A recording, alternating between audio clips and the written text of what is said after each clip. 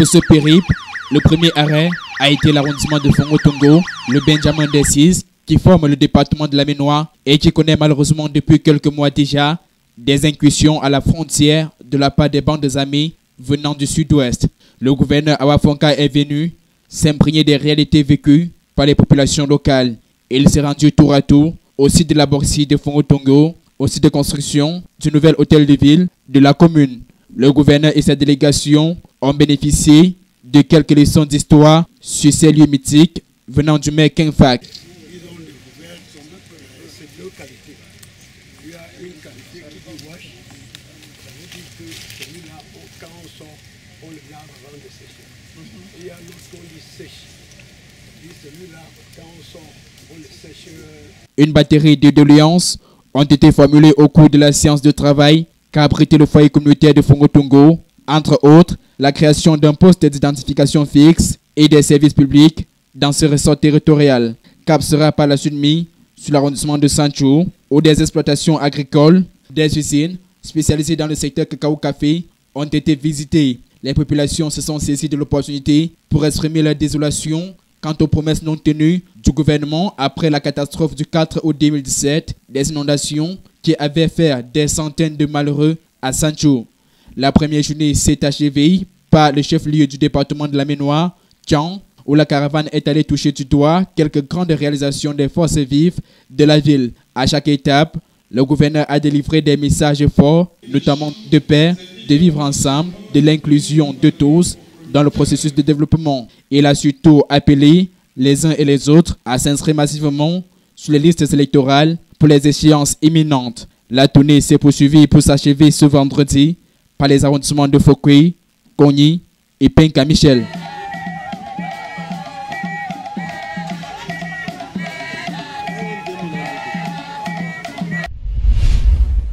Au moment où l'université tient la 38e session de son conseil d'administration, l'on peut sans embâche dresser les comptes des grandes réalisations, principales innovations et performances qui ont animé la vie de l'institution depuis la tenue en décembre 2017 de son précédent conseil. Les comptes que nous venons d'examiner sont les comptes administratifs et les comptes de gestion du budget de l'année 2017. Il était question pour nous de voir l'effectivité d'utilisation de ces ressources pour le bonheur, pour le bien-être de l'université. L'ensemble des membres, après adoption du compte administratif 2017, se sont penchés sur le bilan réalisé depuis 2015 par le staff de la dynamique collective. Sur le plan académique, nous avons pu constater que l'université a eu beaucoup de projets réalisés. Je peux mentionner par exemple la professionnalisation des enseignements pour permettre aux produits du système universitaire de Tchang d'être compétitifs sur le marché de l'emploi. L'ouverture et la mise en marche de la faculté de médecine, l'ouverture de la filière communication professionnelle pour la gouvernance et le développement local, la création de la fondation de l'université de Tchang sont entre autres les prouesses de cette chaîne de solidarité universitaire, réfractaire cependant à ce qu'un maillon puisse être à la traîne. Les mesures prises par le recteur et son équipe ont amené l'université et les étudiants à produire les chercheurs dans les délais escomptés. 4 ans pour le doctorat, 2 ans pour le master. Il convient de rappeler surtout que l'université de Tchang accueillera les prochains Jeux universitaires en 2019. Il se trame également l'ouverture d'une boutique universitaire qui permettra de mettre en avance les marques UDS.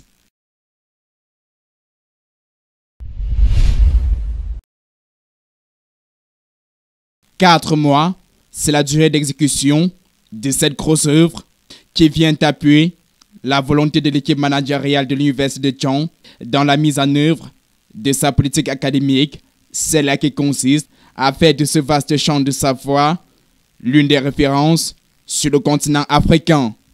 L'école doctorale, qui poussera bientôt des terres à côté du centre de conférence, est un complexe R+1 doté de 6 salles de classe, une salle d'apparat, des bureaux et des toilettes.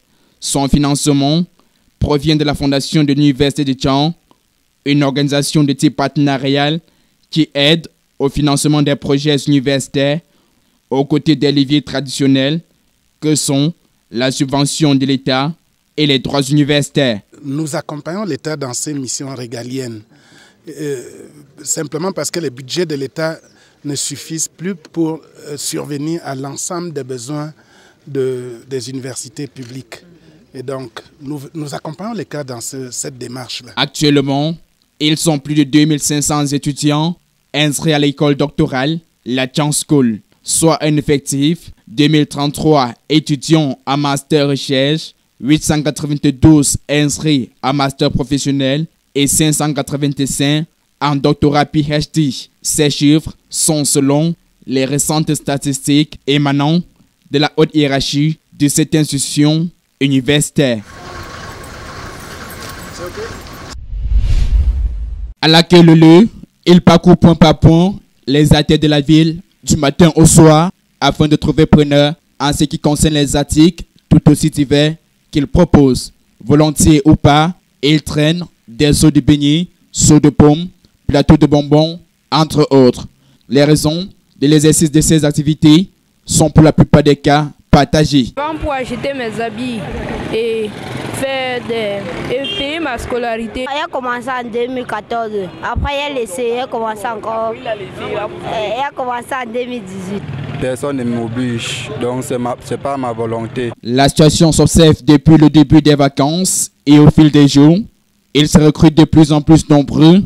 D'autres ont opté pour la friperie et là, ils vendent des vêtements, chaussures et surtout, ce n'est toujours pas aisé. Nous n'avions pas d'espace suffisant pour placer les pousses pour pouvoir nous débrouiller. Et lorsque nous posons comme ça, la commune vient déranger. Donc il n'y a même pas de moyens. Il n'y a pas de moyens. Parfois tu loues le pouce à 500 comme ça, tu travailles même que seulement que 700. Tu dis 500 du pouce, tu rentres à 200 la moto, tu manges à la maison le matin, tu viens. Le père dit que tu n'as rien fait, que tu marches avec les bandits, que tu pars avec 500 pour le pouce, tu rentres qu'avec 200 de bénéfices, comment est-ce qu'ils vont même te taper? Toutefois, la présence massive des plus petits dans ce type d'activité suscite des inquiétudes et divise l'opinion. C'est pas bien, surtout les petits enfants là. Leur vie est vraiment exposée, ils sont vraiment exposés à des dangers, les accidents et consorts. Parce que beaucoup d'entre eux ne connaissent même pas ce qu'on appelle trottoir, chaussée, ils ne font pas la différence. Ils traversent à tort et à travers, ils ne maîtrisent rien, les motos sont là en désordre, avec des gens qui n'arrivent pas aussi à maîtriser la conduite, donc ces enfants sont au risque. Il faut rouler 0 à l'heure. Eux traversent la route à tort et à travers. Eux ne se contrôlent pas sans regarder. Si les enfants ne font pas comme ça, les parents ne pourront pas avoir de quoi payer leur pension avec, surtout les parents pauvres. Donc ce que les enfants font, je ne peux pas contredire parce que Thian est devenu compliqué, il n'y a plus de travail à Thian et les motos, même nous, sur les motos, ne parviennent même plus à travailler. Donc j'en crois aussi les enfants qui se battent là. On se rappelle il y a 2 ans de là que les autorités de la Ménois avaient proscrit le commerce exercé par les mineurs, mais le phénomène a vite fait de réapparaître en surface. Les dangers, cependant, ne sont toujours pas loin. Ils sont au quotidien exposés entre accidents de circulation, escroquerie, abus et déviance de tout ordre.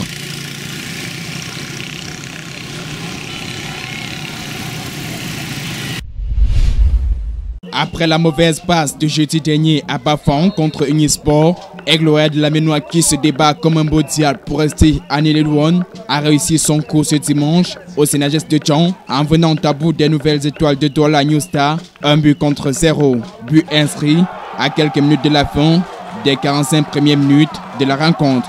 Une victoire qui repositionne l'Oiseau de la Ménois dans la course de la non-relégation à 4 points des premières équipes non relégables. 30 points déjà et l'Aigle est toujours 17e au classement derrière Colombe qui compte à elle 32 points. Wamba Petit Michel devra mieux ménager sa monture pour les prochaines rencontres s'il entend réaliser les performances qui sont attendues de lui et de toute son équipe.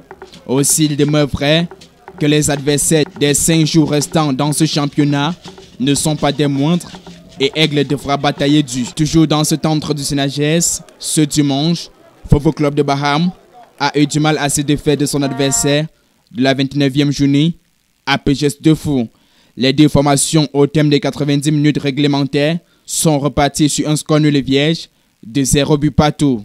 Une victoire pour le club de Baham lui aurait pourtant permis de monter en 3e position devant Bamboutos qui est à un seul point de son concurrent direct.